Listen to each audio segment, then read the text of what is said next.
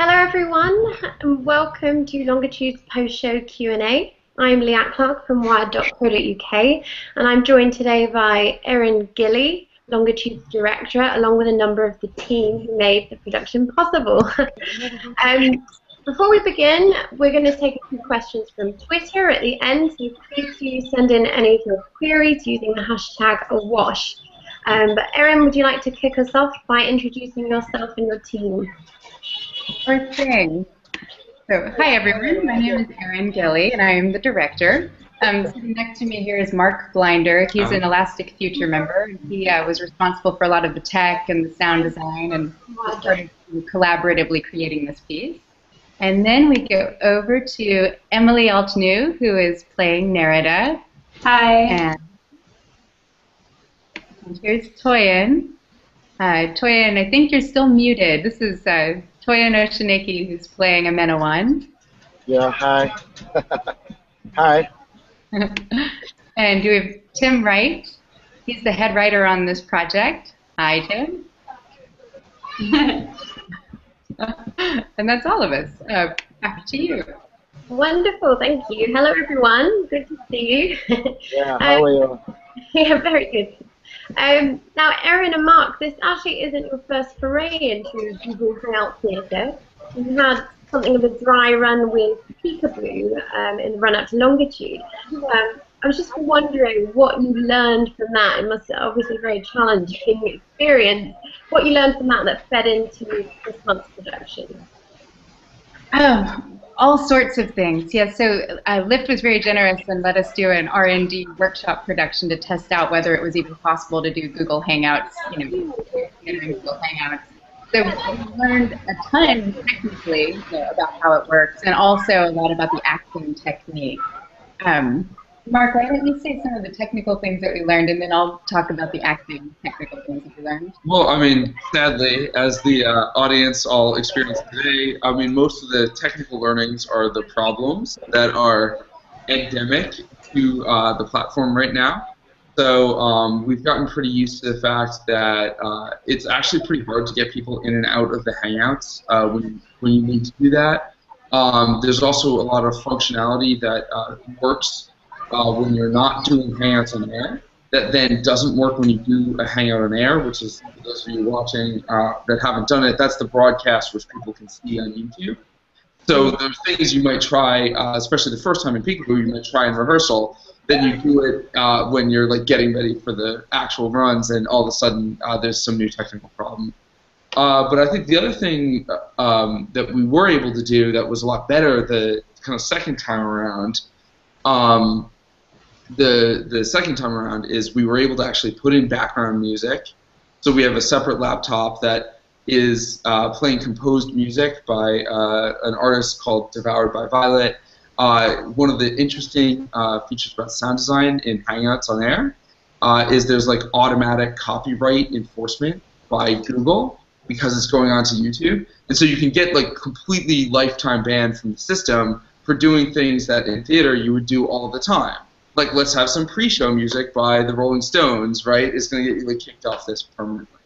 We also made some like advances working with music, working with outdoor shots and stuff like that. Yeah, one other thing technically that we encountered with the one, Peekaboo, and this one is that some people had to use generators.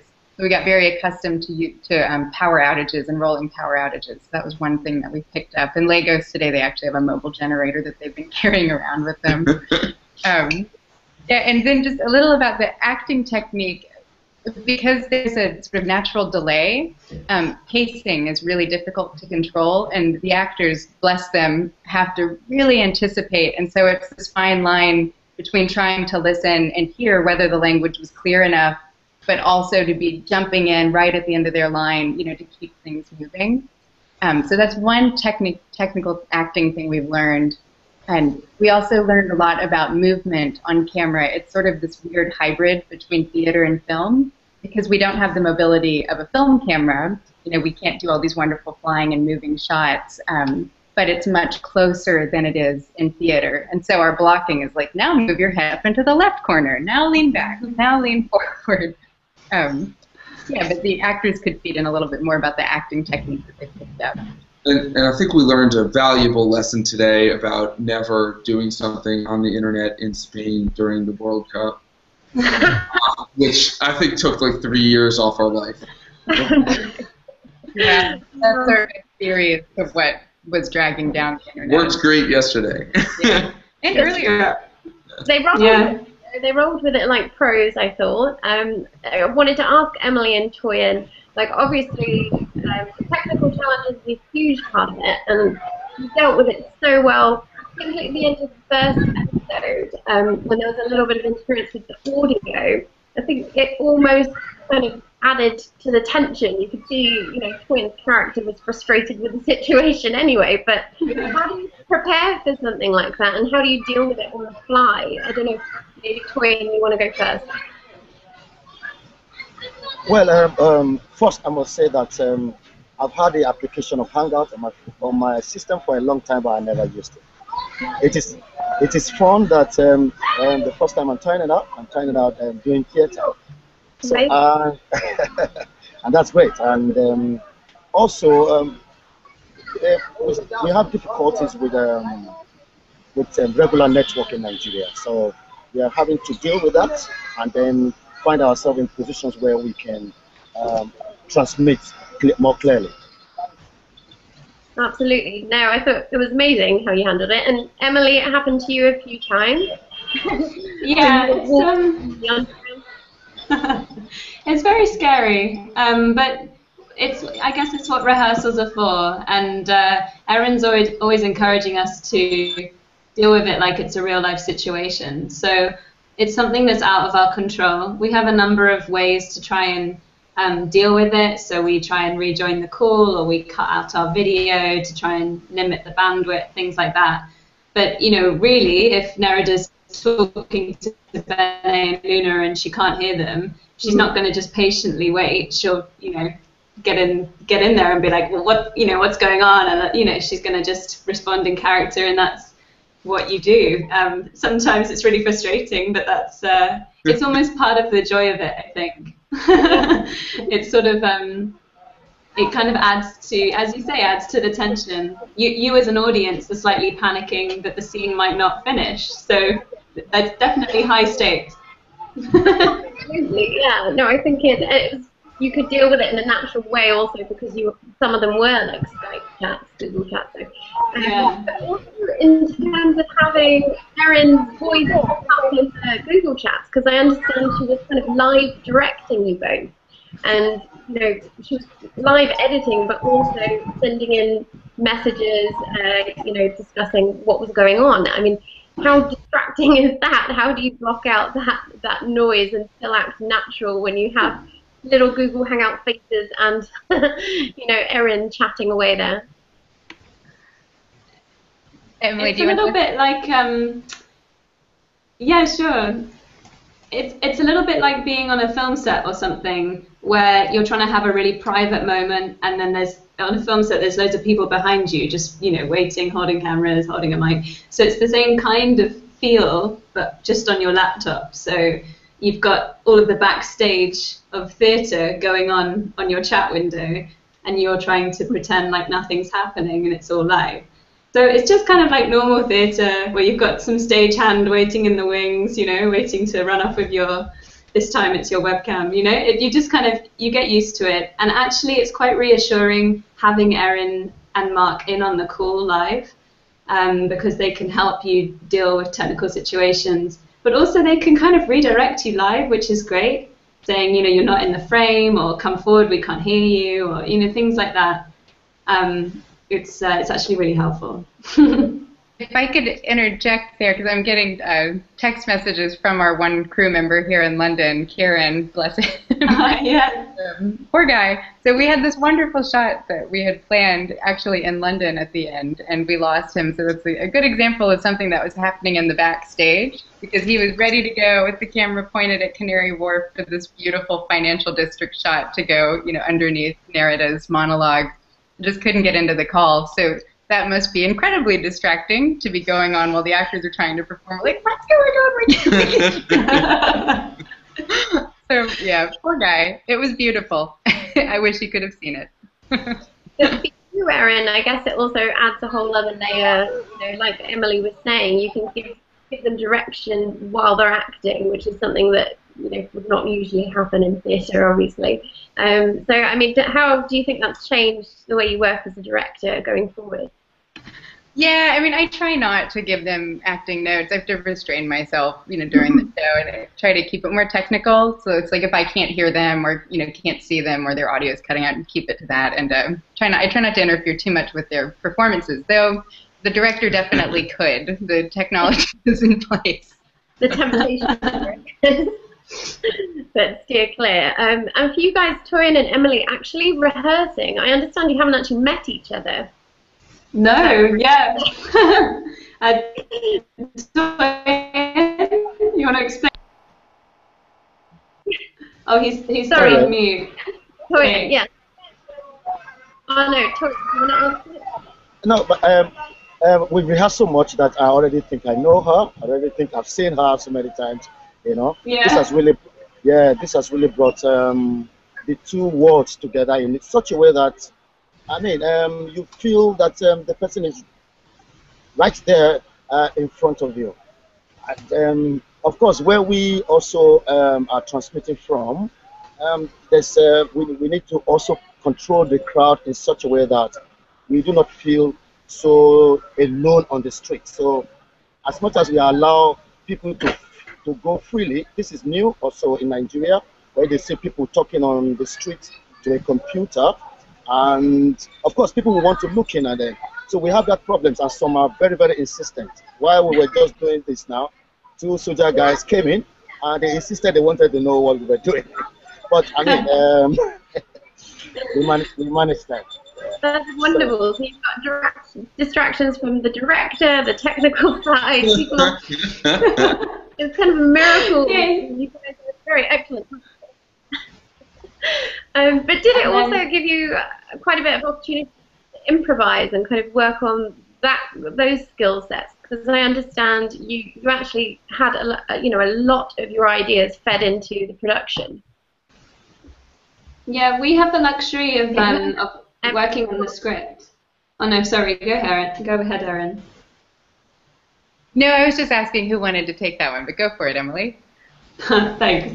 Yeah, we have the luxury of working on the script with Erin and Marc and Tim, and also with the other actors, which is amazing. The script is changing the whole time after each section, and often we'll have a script ready to go, and then Erin will just give us the liberty to kind of go away and improvise it. And she'll often record it so that she's got a record of it, that they can adapt the script.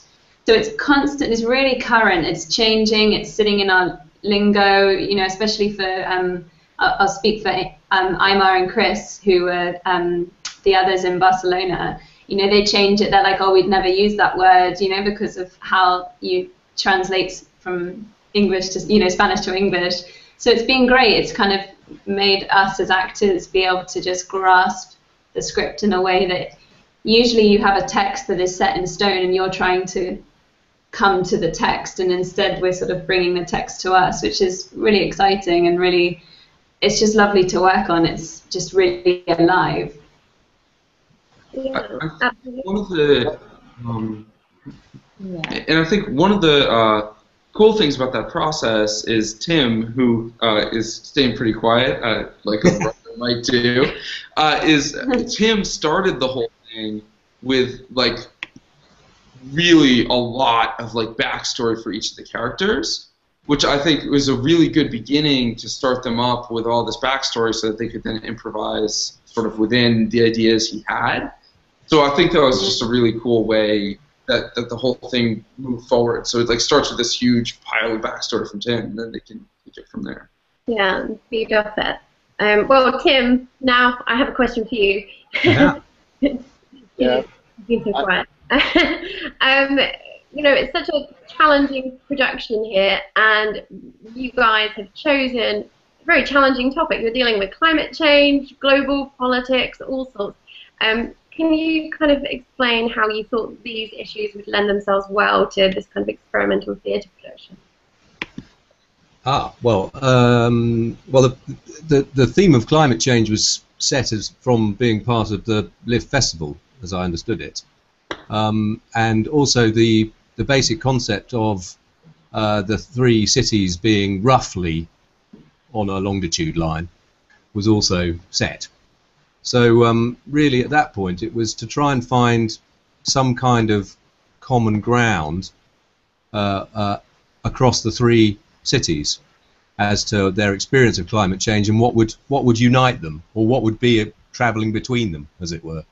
So that was when I started to think about water, because that seemed to be an issue, a near future issue that was sort of quite rich. I also started just looking around on the internet for quite crazy stories about people getting together on the internet and doing mad things around climate change, of which there's quite a lot. There are a lot of dodgy business ventures as well. Absolutely, yeah. So the whole idea of stealing an iceberg and towing it to Lagos, which was deemed to be too silly, actually came from papers in an academic conference about exactly how to do that. Oh, wow. Yeah, so maybe in about 30 years' time, it won't be quite as mad as you think it is. No, but we need more people like Toyin, surely. I think he's probably the only character with all the heart in the story. Didn't completely trust all of the others. No, but I think that was another thing I've been thinking about, why people come together on the internet around these discussions, is they do it partly in order to avoid the authorities, don't they? Yeah. But also to fix things themselves, is we're all fed up with governments thinking they're useless at trying to fix these things, so we're all trying to get together to do them ourselves in a positive way, as well as maybe a criminal way. So the whole nature of Google Hangouts and why people would get together and how they would organise themselves seemed to suit that storyline quite well.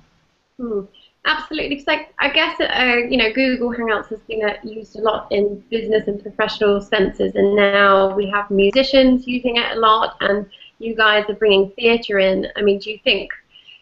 I mean, the possibilities for this tool we're only just starting to see emerge. Yeah, I'll jump in there. I mean, I hope people start using it for theater more and more, and we're really hoping this will kick off a movement if people aren't too terrified at the technical hurdles that they've seen us go through firsthand.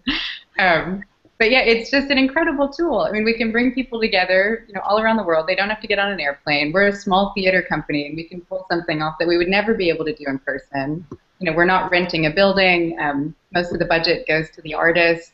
It's just a really interesting way for a small company like us to sort of expand our reach and tackle something like a global topic like climate change that affects all of us.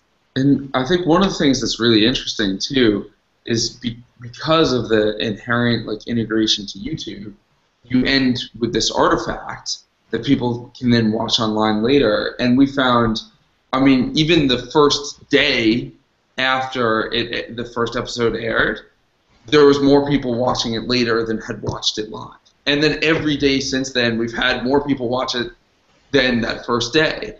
Not that it's some crazy escalating viral hit, but when we're racking up 100 people a day, that really, compared to traditional theater, is going to quickly outpace the audience you'll reach, right? Especially for small companies with small budget productions. Absolutely. I mean, I was going to ask you, Marc, what do we need to overcome? A lot, I think, to have this medium actually potentially democratize theatre, and give people a voice to express themselves, to say what they want to say. But I imagine there's quite a lot of technical hurdles we need to overcome. Yeah. Yes and no. I mean, so as you've seen, it's sort of there for the taking. I think one of the things Erin's talked about a lot is the need for more kind of nuance. So one of the problems is Google Hangouts has these algorithms that control the audio. And if there's background noise, it tries to cut it, even if you wanted it to give you a street scene. And if there's sort of loud noises, all the focus goes over there and all this kind of stuff. And so like a lot of times Google will like cut out the background music if you put it at a low volume where you might want it, or it'll like intermix things in a really weird way. And so I do think if there were more people using it, there would be more serious movement on that side toward actually letting the content creators control what's happening to their audio and video more. Yeah, absolutely. But if you had a limitless budget, what would you do next time around differently? More people, more crew. Because that's the limiting factors. You have to have somebody waiting with an internet connection and a camera. I mean, I also get nicer cameras and nicer mics. And then you could have the actors, you know, go anywhere if you just had somebody there to tape it. If you could see the backstage of our actors right now, they're often holding a microphone just out of shot of their own laptop. They're trying to tape themselves and just pulling ridiculous stunts like that. But yeah, it would be more people and maybe maybe some rental budget to get some really amazing locations. Yeah, well, you had to be. You did really well, I think. You're in some kind of bunker there. I don't know. Me? Yeah. I'm in a studio. Sorry. Well, it looks. Tim, I was going to ask you. Obviously, the social media had a big part to play, and you were kind of constantly asking people's feedback on Twitter, and you had the captain negligently tweeting away from the art. So how did that feed back into the story? Did you use some of the content you got and some of the contributions from the public?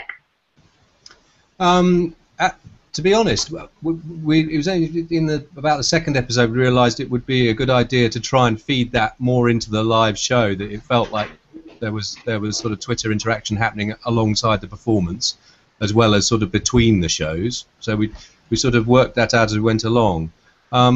We did actually change a bit near the end, in that the ship ran aground, which wasn't the original plan. So I had to rethink Captain's tweets as a result of that.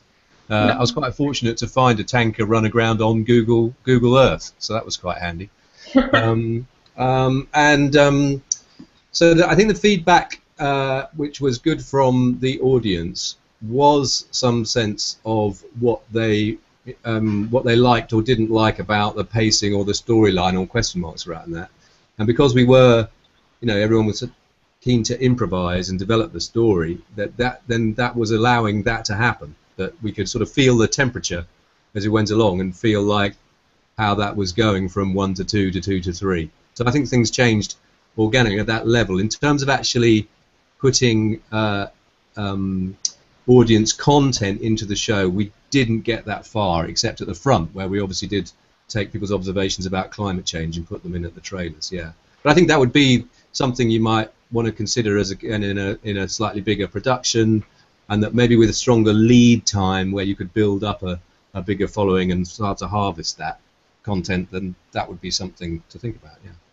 Absolutely. So next time around, I'm sure you'll be doing another production soon. I just had a question for everyone, and that is really, obviously you guys are pushing the boundaries here. I know Erin talks about her acting team as the astronauts of theatre, but I mean, I guess it has to be more than just something new, pushing boundaries. It has to really bring something more to the table and enrich your craft more. So I'm just wondering, from each of you, how you think it's kind of delivered new, interesting techniques that you would otherwise not have explored, that is really enriching the craft more for you. Who wants to jump in on that one? Toyin, do you want to go in? Toyin, you're just on mute at the moment. Okay. I think, well, it's a new one. It's a new thing. It's a new platform. It's a new format, which needs adjusting to, really. And it's also giving me some kind of hope that theatre can be done this way. So that alone has increased the challenge and preparation for more surprises. Does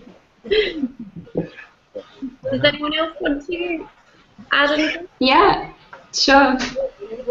It's for me, it's just really exciting to do it this way because it's kind of a weird hybrid between theatre and TV and webcam talking, and so it's all just really exciting to sort of combine that, because in terms of acting style, we're still in the realms of theatre.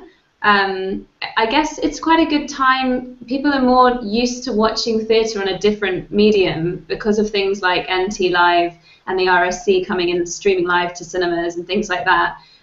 We're in a time now where we're used to watching theatre and recordings of theatre, perhaps on our laptop, but mostly at the cinema. So it didn't feel quite as new in that sense, because it was nice to know that you can still go for it in theatre terms and your acting can still be quite large, but it doesn't read too much on a laptop. It's kind of interesting how that works.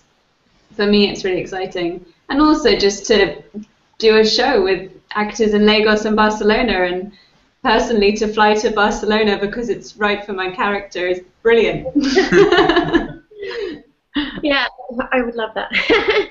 Well, guys, it's been great talking to you all. I've got a few questions from the public who've been avidly watching you guys. The first one is for Erin.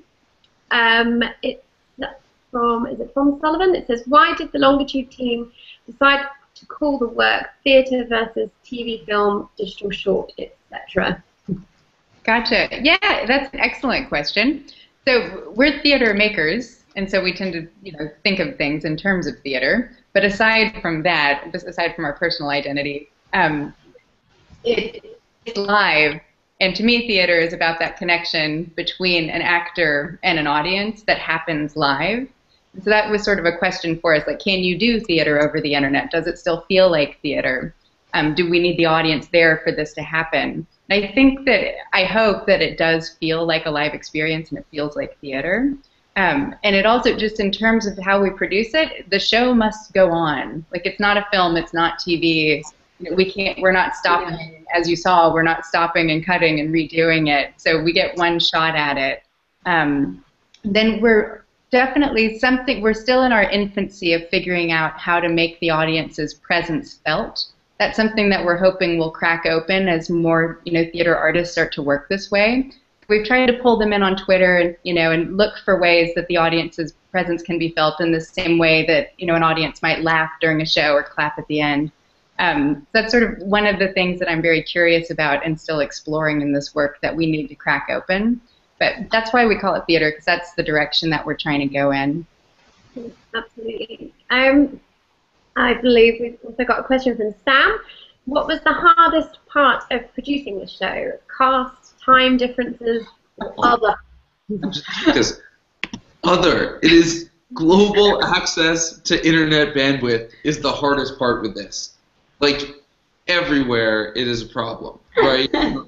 Even in London, we did it in New York. It's just, when so much is riding on that signal, you start to notice the ups and downs of it big time, and that's by far the hardest part, I would say. Yeah, the unpredictability, because things go wrong all the time, and it's rarely the same thing that goes wrong. Like, we had technical problems that came up today that have never happened before.